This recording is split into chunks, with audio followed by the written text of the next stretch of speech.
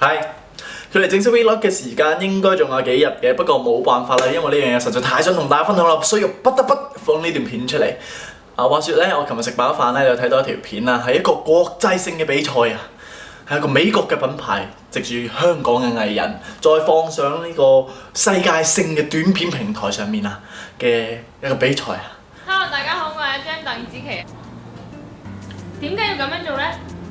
就因為我接住落嚟咧，要同大家玩一個嘴部運動。一提到嘴部運動，大家唔好諗錯隔離啊，係咩嚟嘅咧？就係急口令啦。咁呢一個遊戲咧，就係咧我 set 一個題目俾大家啦，然後我就會咧自己念一次啦。咁大家就要同我鬥快嘅，咁然後贏咗咧係會有好豐富嘅獎品嘅。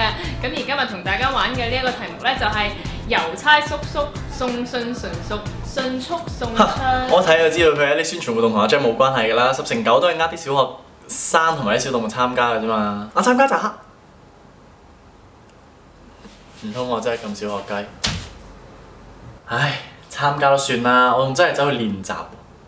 郵差叔叔送信純屬迅速送出，郵差叔叔送信純屬迅速送出，郵差叔叔送信純屬迅速送出，郵差叔叔送信純屬迅速送出。係喎，飲啖水啦，快啲！郵差叔叔送信純屬迅速送出。哦，1.6啊！但係咪有懶音啊？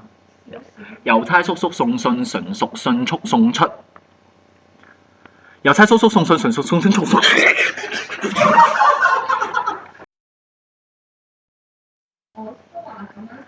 郵差叔叔送信純屬迅速送出。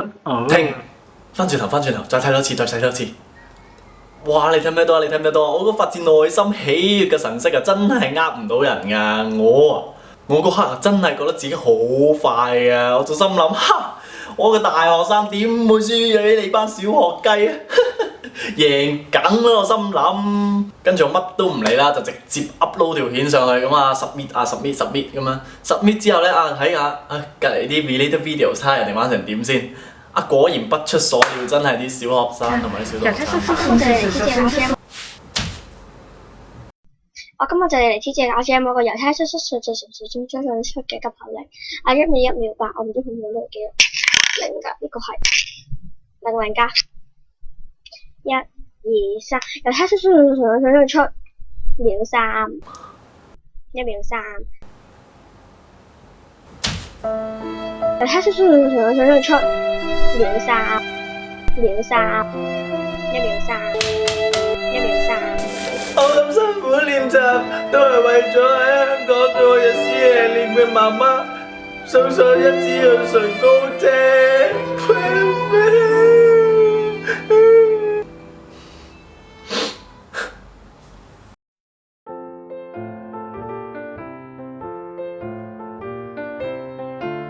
即係好叻咩？我姨屋企大把啦，我婆婆仲識阿 Jam 添啊！